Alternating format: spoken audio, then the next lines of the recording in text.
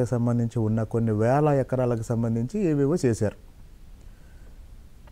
ఈమెని విజయసాయిరెడ్డి తన వ్యూహంలో భాగంగా ఉపయోగించుకుంటే ఆ పొజిషన్ అడ్డం పెట్టుకొని ఆమె కూడా కొంత చేతివాటం స్వకార్యం స్వామి కార్యం రెండు. ఇప్పుడు ఈ డిబేట్ మొదలైన తర్వాత మా నియోజకవర్గం నుంచి నాకు వచ్చిన ఒక విసన్నపేటలో ఒక భూమిని ఏం చేశారంటే ఎండోమెంట్ భూమి కాదు, మామూలు భూమిని 22A మార్చేశారు. మార్చి బేరం మొదలుపెట్టారు. బేరం మొదలుపెట్టి ఆ రైతు దగ్గర ఈమె 4 లక్షలు తీసుకుంది. విసన్నపేటలో ఒక రైతు దగ్గర, మా తిరువూరు నియోజకవర్గంలో. క్లియర్ చేపిస్తాను ఈమె సస్పెన్షన్కి ముందు. కాబట్టి లార్జర్ పిక్చర్ ఏంటంటే దేవాదాయ శాఖకు సంబంధించిన భూముల్ని కొట్టేయటానికి విజయసాయిరెడ్డి ఆయన గ్రూపు ఈమెను తీసుకెళ్ళి అక్కడ పెట్టారు. సరే, ఇందాక సోదరుడు చెప్పినట్టు వెళ్ళేటప్పుడు ఆమె చాలా సాధారణ జీవితం గడిపిన ఈ విశ్వవిద్యాలయంలోకి వెళ్ళిన తర్వాత వాళ్ళతో పాటు ఆమె కూడా లైఫ్ స్టైల్ మారి ఉంటుంది. ఆమె సొంతగా కూడా కొంత చిన్నవి చేసి ఉంటుంది. కాబట్టి ఇప్పుడు అసలు చర్చ జరగాల్సింది ఏంటంటే విజయసాయిరెడ్డి విశాఖ ప్రాంతంలో చేసిన ఆర్థిక అరాచకాల మీద చర్చ కాదండి. వాస్తవానికి నేను కూడా ఈ ప్రభుత్వంలో ఒక ఎమ్మెల్యేగా నేను కూడా కోరుకునేది ఏంటంటే గత 5 సంవత్సరాల వైసీపీ నాయకుల ఆర్థిక అరాచకాల మీద ఒక సిట్ వేసి విచారణ జరపాలండి.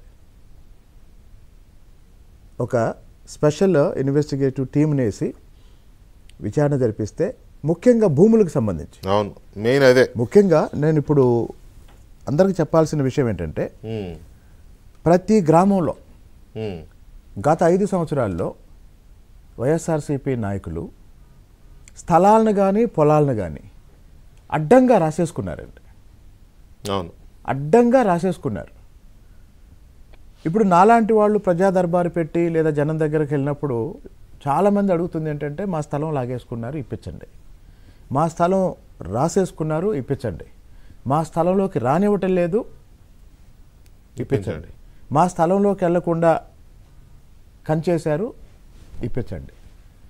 అంటే ఇప్పుడు ఈ 1.5 రోజుల్లో కొత్త ప్రభుత్వం ఏర్పడిన తర్వాత నాకు అర్థమైన ఒక భయంకరమైన విషయం ఏంటంటేనండి, జగన్మోహన్ రెడ్డి ముఖ్యమంత్రి కాకముందు వ్యవస్థలో అవినీతి ఉంది, అవినీతి పరులు ఉన్నారు, వ్యక్తిగత స్థాయిలో జరిగేది.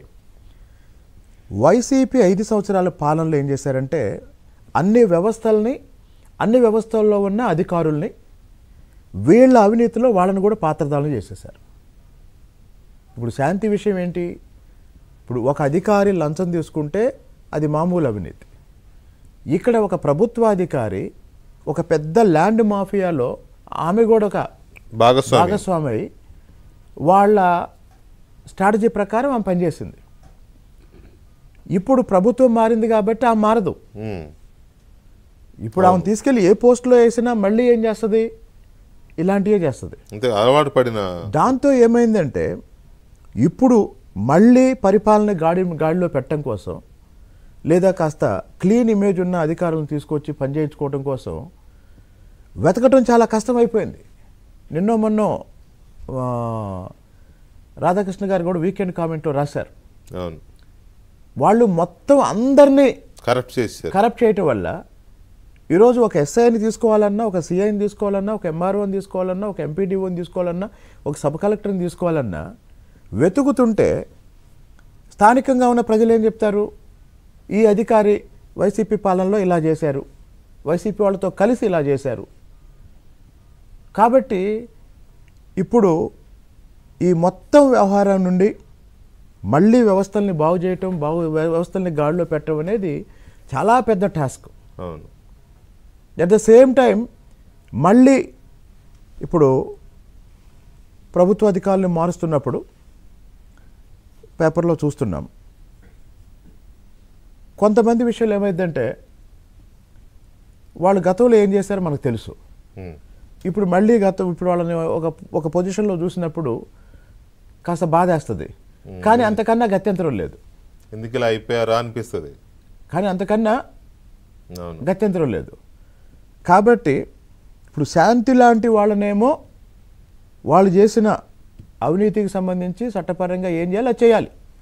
కానీ శాంతి వెనకాల ఉన్న పెద్ద తిమింగలాలు ఏవైతే ఉన్నాయో ఆ తిమింగలాల మీద మాత్రం, వాళ్ళ ఆస్తుల మీద మాత్రం చట్టపరమైన సీరియస్ యాక్షన్ లేకపోతే, ఇప్పుడు బయటకు వచ్చి ఇష్టం వచ్చినట్టు మాట్లాడటంలో అర్థం ఏంటంటే, వాస్తవానికి నిన్న విజయసాయిరెడ్డి మీడియాలో అంత గట్టిగా అరిసింది మిమ్మల్ని ఏదో అనాలని కాదండి, ఇష్యూ డైవర్ట్ నా జోలికి వస్తే బాగోదు అని ఏదో చెప్పాలనుకున్నాడు.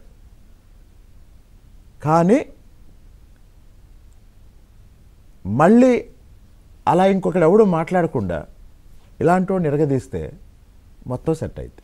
నేను అనేది కూడా అదే, మనమేమి కొట్ట అవసరంలా లేకపోతే ఇంకోటి చేయవసరంలా. మనమంటే ఐ మీన్ ఎవరైనా ఇప్పుడు దీంట్లో చాలా క్లియర్గా ఆయన అనవసరంగా మరి ఎట్లా బయటపడ్డాడు కానీ ఆయనే గెలుక్కున్నాడు, ఆయనే డబ్బులు ఇచ్చాడని ఆ బాధితుడు ఇంకో కంప్లైంట్. ఇప్పుడు ఒక కంప్లైంట్ మెయిన్గా రిటర్న్గా ఇచ్చిన కంప్లైంట్లోనేమో తన బిడ్డకు తండ్రి సంథింగ్ సంథింగ్ సంథింగ్. ఇప్పుడు ఇంకొక ఇదేంటంటే అసలు విషయం వచ్చేసరికి నాకు అవినీతి లంచం ఇచ్చారు అనేది, లంచం అనే పదం చెప్తాను. ఇప్పుడు ఇంకో విషయం, జగన్కి పార్టీ పెట్టిన దగ్గర నుంచి ఉపన్యాసాలు రాసిన వ్యక్తి జగన్మోహన్ రెడ్డిని ఒక కారు ఇవ్వమని అడిగాడు. జగన్మోహన్ రెడ్డి ఇవ్వలేదు. విజయసాయి రెడ్డి కారు కొని పెట్టాడు ఆ వ్యక్తికి. జగన్ ప్రతి ఉపన్యాసం రాసింది అతనే, తెలుసు నాకు, అర్థమైందిలే. విజయసాయి రెడ్డి అతనే కారు కొని పెట్టాడు. ఏం కారు?